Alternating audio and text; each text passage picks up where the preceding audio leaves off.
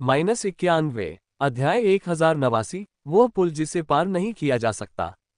DS बड़ी ने पहले ही पाताल लोक की महान विधि का लिपिबद्ध कर लिया था और लिन शेन ने उसे पढ़ लिया था।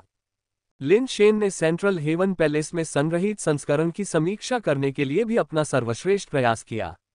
ये वास्तव में नेदरवर्ल्ड ग्रेट मेथड था और उस समय एक पूर्ण संस्करण था जिसमें सेंट्रल हेवन पैलेस में संरक्षित संस्करण में अनुपस्थित बहुत सी सामग्री थी।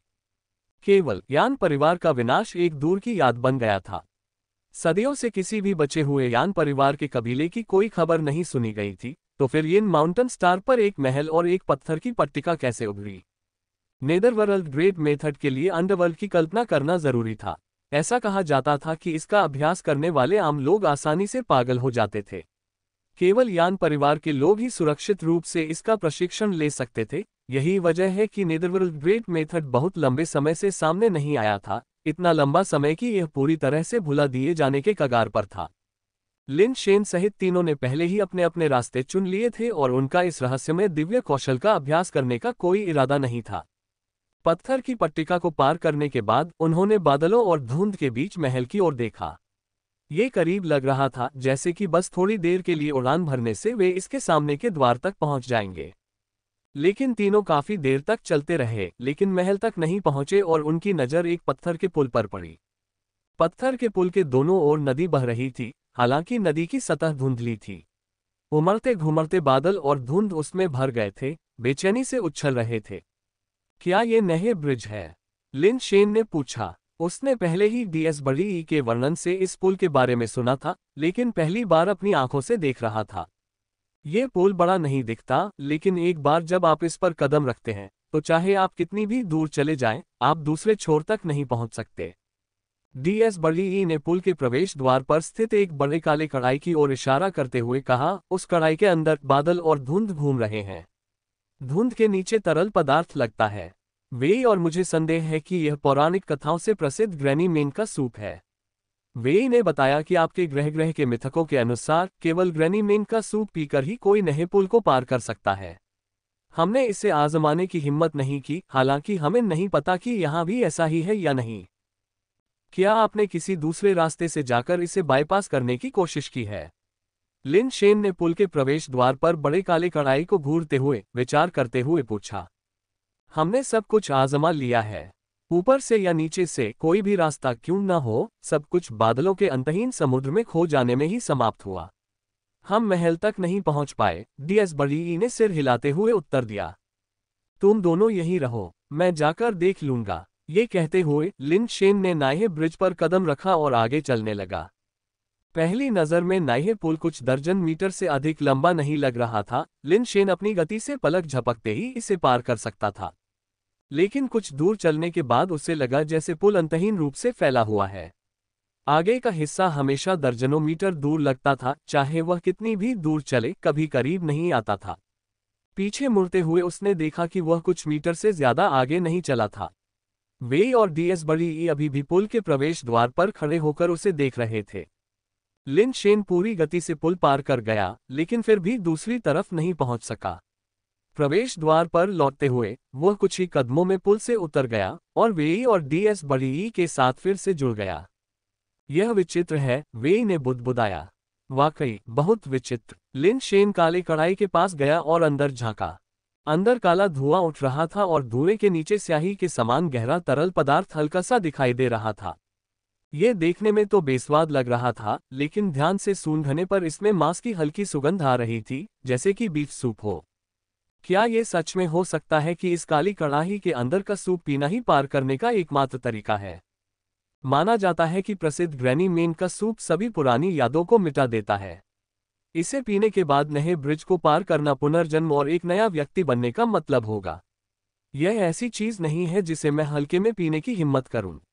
जगह की अशांत प्रकृति ने लिन शेन को सोचने पर मजबूर कर दिया।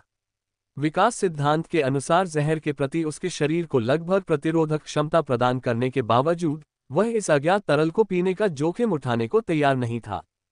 डीएस बड़ी और वे तो और भी कम इच्छुक थे।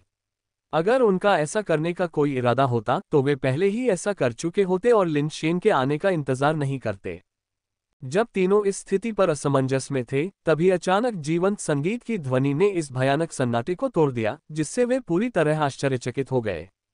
दीला दा, दीला दा, दीला दा। नाइहे ब्रिज के दूसरी तरफ से मधुर संगीत की लहरें उठ रही थीं। ये ध्वनि और भी तेज होती जा रही थी, हालांकि आगे घने कोहरे के कारण इसकी उत्पत्ति छिप गई थी। तीनों ने पुल की ओर देखा और कुछ ही क्षण बाद कोहरे के बीच से एक जुलूस निकलता दिखाई दिया। समूह ने चमकीले लाल रंग के कपड़े पहने हुए थे। आगे की ओर कई आकृतियां विभिन्न वाद्ययंत्र बजा रही थीं, जबकि अन्य ने चमकीले लाल रंग से दोहरी खुशी के लिए लिखे हुए चिन्ह ले रखे थे। कुछ ही देर में तीनों ने समूह के बीच एक बड़ी, अलंकृत, लाल फूलों वाली पालकी देखी। वह क्या है? डीएस बड़ी ने उस अपरिचित वस्तु को देखकर हैरान होकर पूछा। लिन शेन की अभिव्यक्ति अजीब हो गई जब उन्होंने बताया, यह एक फूल पालकी है। हमारे ग्रह पर यह दुल्हन को ले जाने के लिए शादियों में इस्तेमाल किया जाने वाला एक प्राचीन परिवहन साधन था। तो क्या उस महल में लोग हैं और आज वे शादी कर रहे हैं? डीएस बड़ी ने एक अजीब भाव के साथ पूछा। उसकी आंखें धीरे धीरे आगे बढ़ रहे समूह पर केंद्रित थीं। क्या वे दुल्हन का स्वागत कर रहे हैं या उसे विदा कर रहे हैं? मुझे यकीन नहीं है। लिन शेन ने ऐसी परंपराओं के बारे में केवल कुछ अंश ही सुने थे और उसके पास ये स्पष्ट करने का कोई तरीका नहीं था कि यह आगमन था या प्रस्थान। दोनों वेई की ओर मुड़े, जिसने अपना सिर हिलाकर संकेत दिया कि वह भी नहीं जानता। किसी भी मामले में जब तक लोग हैं, हम पूछ सकते हैं कि वे कहां से हैं, डीएस बड़ी ने सुझाव दिया। लिन शेन ने सिर हिलाया। तीनों दूर खड़े होकर जुलूस को आगे बढ़ते हुए देख रहे थे। घने कोहरे के कारण वे अभी भी लोगों के चेहरे स्पष्ट रूप से नहीं देख पा रहे थे। हालांकि अजीब और भयानक माहौल ने लिन शेन को असहज महसूस कराया। बचपन में उसने बहुत सी भूत प्रेत की कहानियां पढ़ी थीं। भूत प्रेत की दुल्हनों और भूत प्रेतों द्वारा पत्नियां लेने की छवियां उसके दिमाग में घूमती रहती थीं, जिससे वह अनजाने में ही कांप उठता था। विचार मन में कौंध रहा था, यदि यह वास्तव में भूत राजा की शादी थी, तो क्या पालकी में संभवतः कोई अद्भुत सौंदर्य समा सकता है, जो पुरानी फिल्मों के वांग जुक्सियन जैसा विस्मयकारी हो। यदि किसी सुंदरी को सचमुच भूत राजा के साथ विवाह के लिए मजबूर किया जा रहा हो, तो क्या उसे बचाने के लिए आगे आना चाहिए? लिन शेन ने सोचा। जुलूस पुल के अंत के करीब पहुंच गया और तीनों ने अंततः आगे के संगीतकारों के चेहरे देखे। पहली नजर में तो वे सभी स्तब्ध रह गए और उनकी रीढ़ में ठंडक दौड़ गई। ये लोग न तो इंसान थे और न ही कोई दिव्य प्राणी। वे निस्संदेह कागज के पुतले थे। कागज के पुतलों के चेहरे चाक जैसे सफेद थे और उनके गालों पर गहरे लाल रंग के रंग थे। उनकी आंखें बेजान थीं और खेलते समय उनका सिर हिलाना उन्हें हास्यास्पद और डरावना बना रहा था। लिन शेन बचपन से ही ऐसी कहानियों से परेशान रहता था। राक्षस और एलियंस उसे डराते नहीं थे, लेकिन ऐसी चीजें उसे परेशान कर देती थीं। यह कोई प्रत्यक्ष भय नहीं था, यह तो बस भीतर की गहराई में एक बेहद असहज भावना थी। लानत है, क्या ये वास्तव में भूत राजा की शादी हो सकती है? क्या पूरा यान परिवार भूतों में बदल गया है? लिन शेन ने खुद से कहा, अभी भी भूतिया प्राणियों पर विश्वास करने में अनिच्छुक था। अब तक जो कुछ भी उसने देखा था, उसके अनुसार सभी तथाकथित भूत और देवता अन्य प्रकार के जीवन रूपी थे, इससे अधिक कुछ नहीं। दीलादा, दीलादा। कागजी पुतलों का जुलूस आगे बढ़ता रहा और आखिरकार पुल पार कर गया। अब यह स्पष्ट हो गया था कि न केवल नेता बल्कि पूरा समूह, जिसमें फूलों की पालकी और यहां तक कि वाद्य भी शामिल थे, रंगीन कागज से बने थे। तीनों लोग सहज रूप से कई कदम पीछे हट गए ताकि जुलूस को शांतिपूर्वक निकल जाने दिया जाए और कोई अनावश्यक परेशानी न हो। लेकिन उन्हें ये देखकर आश्चर्य हुआ कि जब वे पीछे हटे तो जुलूस पलट गया और उनकी ओर बढ़ने लगा। सतर्क रहो, वे हम पर हमला करने के लिए आ रहे हैं, लिन शेन ने आदेश दिया, अपनी ताकत जुटाते हुए एक पल की सूचना पर हमला करने के लिए तैयार। तीनों ने एक दूसरे से भिड़ने की तैयारी कर ली, उनकी ऊर्जाएं एकजुट हो गईं। लेकिन जैसे ही जुलूस उनके पास पहुंचा, अचानक ही वह उनके पास पहुंचने से पहले ही रुक गया। संगीत बंद हो गया। फूलों की पालकी नीचे रखी गई और एक माचिस बनाने वाले की तरह दिखने वाला एक कागज का पुतला आगे बढ़ा। यह उनकी ओर मुड़ा, किसी भूत से भी ज्यादा भयानक मुस्कान दिखाते हुए, फिर पालकी का पर्दा उठाने के लिए हाथ बढ़ाया। लिन शेन और अन्य लोगों को पता नहीं था कि ये अजीब चीजें क्या थीं या वे ऐसा क्यों कर रहे थे। वे हमारे सामने दुल्हन की पालकी का पर्दा क्यों उठा रहे हैं? क्या इसका मतलब है कि वे अंदर बैठी दुल्हन की शादी हम में से किसी से करवाने की कोशिश कर रहे हैं? जबकि लिन शेन सोच रहा था, कागज की मैचमेकर ने पहले ही पर्दा उठा दिया था। लिन शेन और उसके दो साथी ये देखकर हैरान रह गए कि दुल्हन की पालकी पूरी तरह से खाली थी, अंदर एक भी चीज नहीं थी। वे अभी भी इस पर उलझन में थे। अचानक खाली सेडान के अंदर कहीं से एक व्यक्ति प्रकट हुआ। लिन शेन और वेई वुफू तुरंत चौंक गए। वह व्यक्ति जो अचानक से प्रकट हुआ था, पालकी में बिल्कुल सीधा बैठा था। उसके होंठ लाल थे, उसके दांत सफेद थे, उसकी खूबसूरती बेमिसाल थी, मानो पेन खुद ही उतर आया हो। सिवाय इसके कि चाहे वे उसे कैसे भी देखें, वह अजीब तरह से डीएस बड़ी जैसा लग रहा था।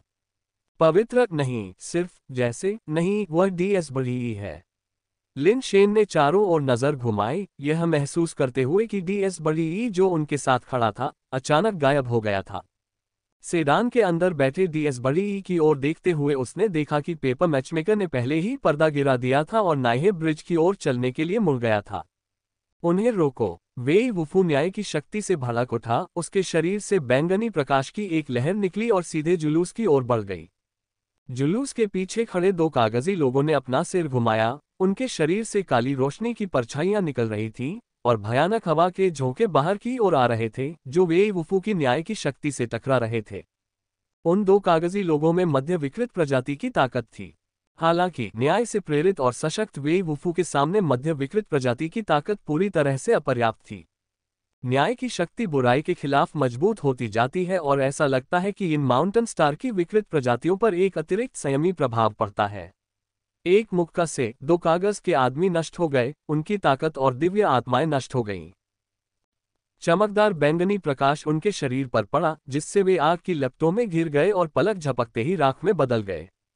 लिन शेन ने फिंगर सैंड की दो हाथ की बौछार की, जिससे कई कागजी आदमियों की खोपड़ी में छेद हो गया। फिर भी उनके सिर चकनाचूर होने के बावजूद कागजी आदमियों ने अपना मार्च जारी रखा। लिन शेन और वेई पर हमला करने के लिए भूत जैसे प्राणियों को बुलाया। दिव्य आत्मा, ऊपरी विकृत प्रजाति। लिन शेन ने अपनी पूरी ताकत लगाई, अपनी सफिंग मुट्ठी से जवाब देते हुए छोटे जानवर को अपनी जेब से बाहर फेंक दिया। सफिंग फिस्ट ने दिव्य आत्माओं को पहाड़ जैसी शक्ति की लहरों से घेर लिया, परत दर परत नीचे गिरती चली गई। उनकी शक्तियों के टकराव से एक भयानक विस्फोट हुआ। एक तेज झोंका आया, जिससे आसपास का कोहरा और हवा अस्त व्यस्त हो गई। छोटे जानवर ने एक कागज के आदमी पर झपट्टा मारा, उसके तीखे पंजों ने कागज के आदमी को टुकड़े टुकड़े कर दिया और जमीन पर केवल कागज के टुकड़े ही रह गए। जैसे ही वह पुनः आगे बढ़ा, उसने स्वयं को किसी अन्य कागजी व्यक्ति को छूने में असमर्थ पाया, मानो उसका शरीर किसी अदृश्य शक्ति द्वारा जकड़ा हुआ था तथा अपने हताश प्रयासों के बावजूद केवल अपनी जगह पर घूम रहा था। पता चला कि बारात पहले ही नहे ब्रिज पर आ चुकी थी। पुल पर छोटा जानवर बिल्कुल भी आगे नहीं बढ़ सका, हताशा में अंतहीन चहलकदमी करता रहा, जबकि बारात जल्दी ही धुंधले बादलों में गायब हो गई। जब लिन शेन और वेई ने पुल पर उनका पीछा किया, तो उन्होंने पाया कि वे पहले की तरह ही नाइहे पुल को पार करने में असमर्थ हैं और उन्हें रुकने पर मजबूर होना पड़ा।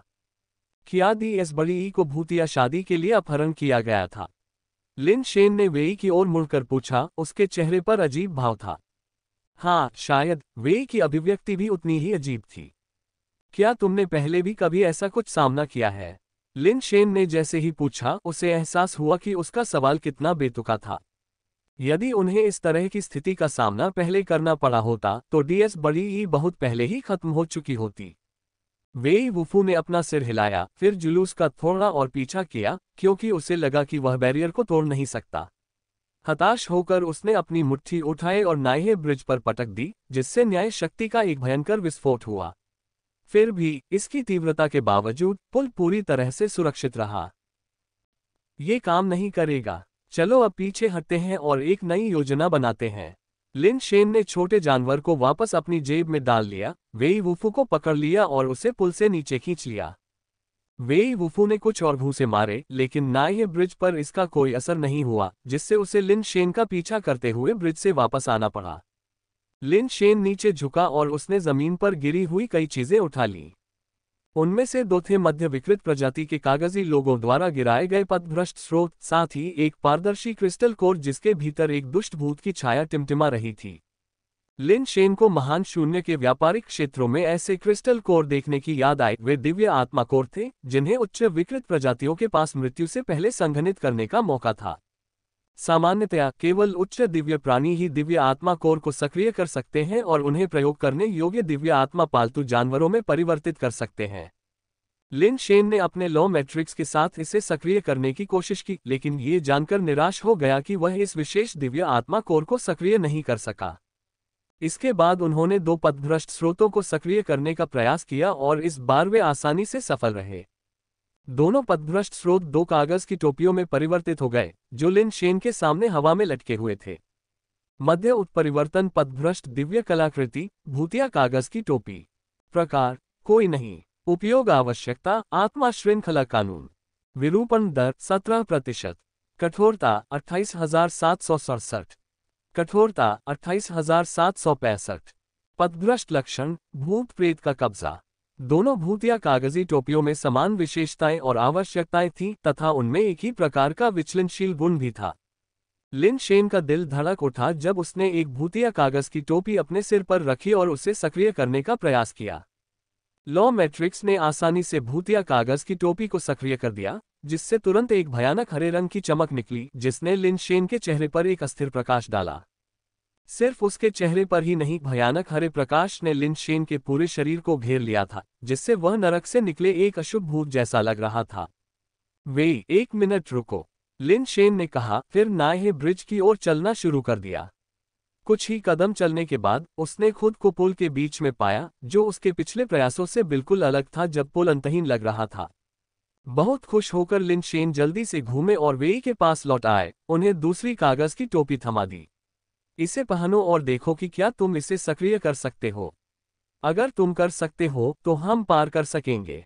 वेई ने कागज की टोपी स्वीकार की और अपनी न्याय शक्ति से उसे सक्रिय करने का प्रयास किया, लेकिन सक्रिय होने के बजाय टोपी तुरंत प्रज्वलित हो गई।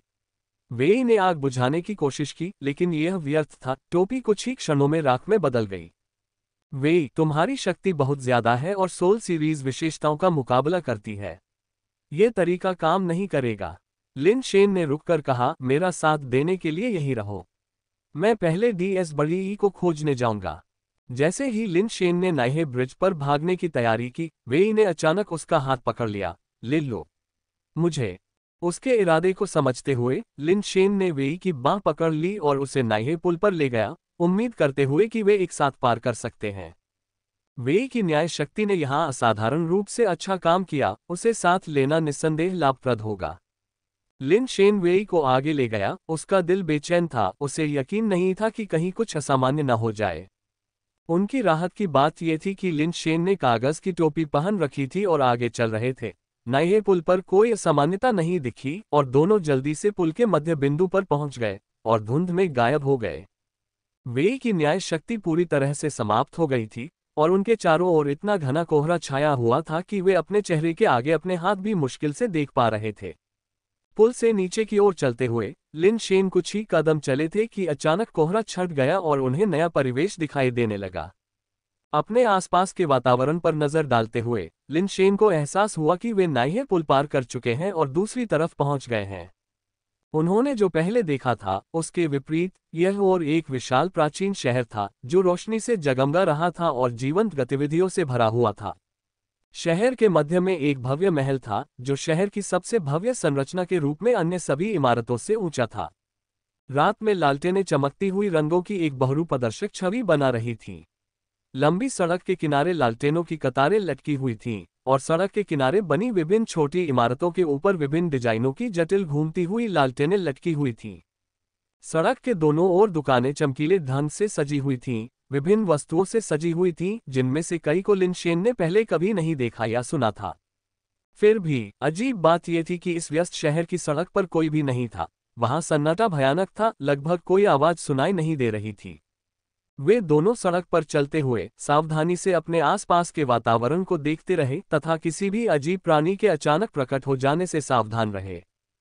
फिलहाल कोई भी विचित्र प्राणी दिखाई नहीं दे रहा था, उन्हें केवल दोनों ओर की दुकानें दिखाई दे रही थीं, जिनमें विभिन्न प्रकार के फल, मिठाइयाँ, मांस और यहाँ तक कि छोटे भुने हुए सुअर के बच्चे भी सजे हुए थे, जिनकी सुगंध बहुत ही तीव्र और लुभावना थी।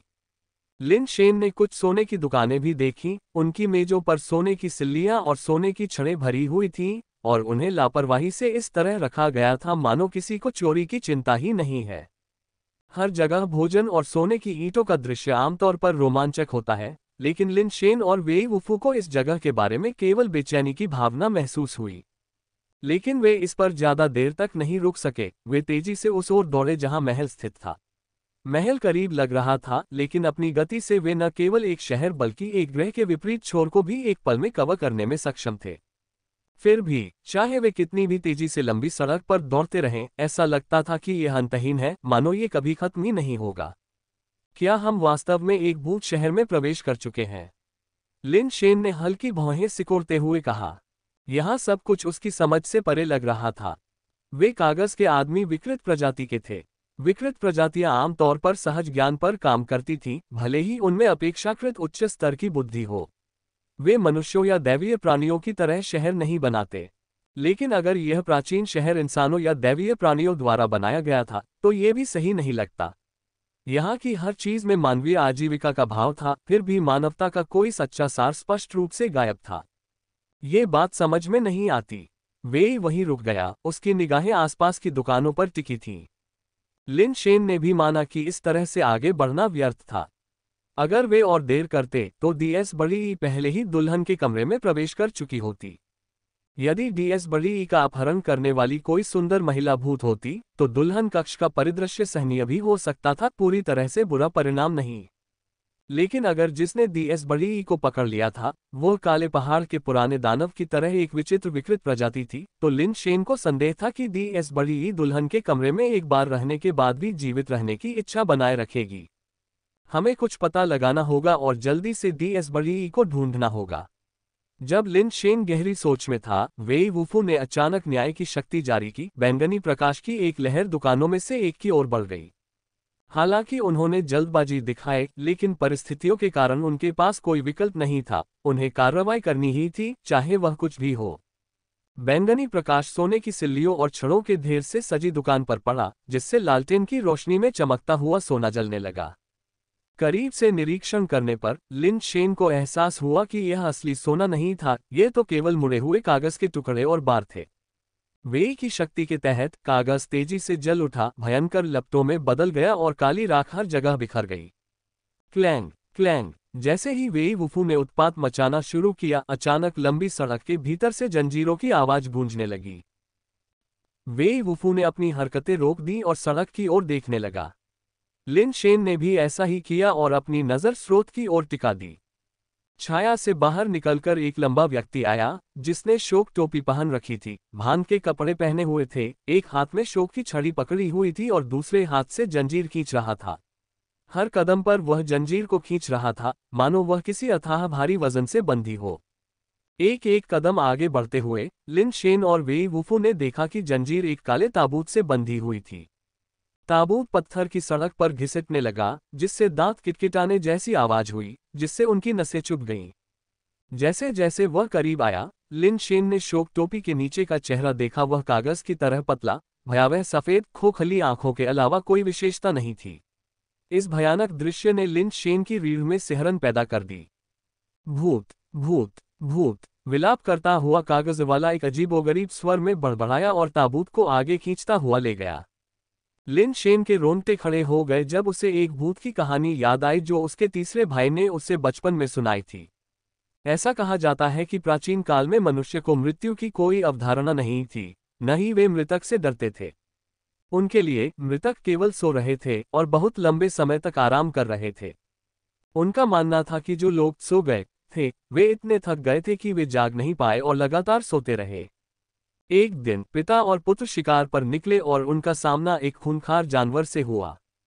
पिता युद्ध में मारा गया और बेटा पिता की लाश के पास घुटनों के बल बैठा, अकल्पनीय भावनाओं से अभिभूत, अपने पिता के निर्जीव शरीर को धक्का देते हुए चिल्ला रहा था, वापस आओ, वापस आओ, वापस आओ। वह चाहता था कि उसके पिता फिर से जीवित हो जाएं और हम दोनों घर लौट आएं। लेकिन चाहे वह कितना भी रोए और विनती करे, उसके पिता कभी भी फिर से नहीं उठेंगे और उसके पास नहीं चलेंगे। अंत में बेटा अकेले ही जनजाति के घर लौट आया। उस रात जब वह अंधेरे में लेटा था, उसने अचानक एक छाया को गुफा के बाहर टहलते हुए देखा, जो बार बार कह रही थी, वापस आओ, वापस आओ, वापस आओ। वह आकृति उसे बहुत जानी पहचानी लगी, जिससे उसे उत्साहपूर्ण आशा की किरण दिखी। वह बाहर भागा, लेकिन करीब से देखने पर पाया कि वह वास्तव में उसके पिता थे। लेकिन अब उसके पिता उस जानवर द्वारा किए गए घावों को झेल रहे थे। उनका मांस और त्वचा उखड़ गई थी, सूखा खून उनके शरीर पर फैल गया था, एक भयावह दृश्य। भावना से प्रेरित होकर बेटा अपने पिता को वापस ले आया। तब से जनजाति में रहस्यमय मौतों का सिलसिला शुरू हो गया। जो लोग मर जाते थे वे थोड़े समय बाद पिता की तरह उठ खड़े होते थे और वापस आते समय वापस आओ, वापस आओ, वापस आओ का नारा लगाते थे। समय के साथ लिन शेन को कहानी का बाकी हिस्सा याद नहीं रहा, केवल इतना याद रह गया कि दुनिया का पहला भूत कथित तौर पर इस घटनाक्रम से उत्पन्न हुआ था। अब कागज वाले को भूत कहते हुए सुनकर लिन शेन को संदेह हुआ कि वह वास्तव में वापस लौटो कह रहा था। लिन शेन भटकते विचारों में लिप्त रहता था, जबकि वे वुफू कभी भी चीजों के बारे में बहुत अधिक नहीं सोचता था। बिना किसी हिचकिचाहट के वे आगे बढ़ा और एक मुक्का मारा। न्याय की शक्ति ने सूरज के समान शानदार बैंगनी प्रकाश उत्सर्जित किया, जो ताबूत को खींचने वाले कागज के आदमी की ओर फटा। कागज वाले ने वी को ठंडे अंदाज में घूरा और अपने बचाव में शोक की छड़ी उठाई, क्योंकि उसके चारों ओर एक सफेद कपड़े पहने, सफेद टोपी पहने दुष्ट भूत की आत्मा प्रकट हुई थी। टोपी पर अस्थायित्व लिखा था, श्वेत अनित्यता की आत्मा। लिन शेन ने आश्चर्य से प्रतिक्रिया व्यक्त की। धमाका! बैंगनी प्रकाश शोक की छड़ी से टकराया, जिससे चमकदार किरणें और भयंकर झोंके निकले। वेई वुफू की न्याय की शक्ति ने छड़ी को दबाया नहीं, इसके बजाय इसकी शक्ति ने उसे कई कदम पीछे धकेल दिया, इससे पहले कि वह अपने पैर को वापस पा सके। वेई वुफू की निगाहें तेज हो गईं, क्योंकि वह एक बार फिर आगे बढ़ा। उसके हमलों में शानदार तकनीक और अथक आक्रामकता का मिश्रण था, जिसमें मुठ्ठियां, लातें और प्रहार मानव युद्ध मशीन की तरह थे। कागज वाला आदमी एक हाथ से जंजीर खींच रहा था, जबकि दूसरे हाथ से उसने शोक की छड़ी पकड़ी हुई थी, जिससे वेई के वार बेअसर हो गए। छड़ी से निकलने वाली सफेद चमक लगातार वेई की न्याय शक्ति को तोड़ रही थी, उसकी आभा को तोड़ रही थी और उसे निकटता से वंचित कर रही थी। यदि वेई वुफू की असाधारण युद्ध तकनीक और अद्वितीय जागरूकता न होती, तो कई बार उसकी खोपड़ी डंडे से कुचल दी गई होती।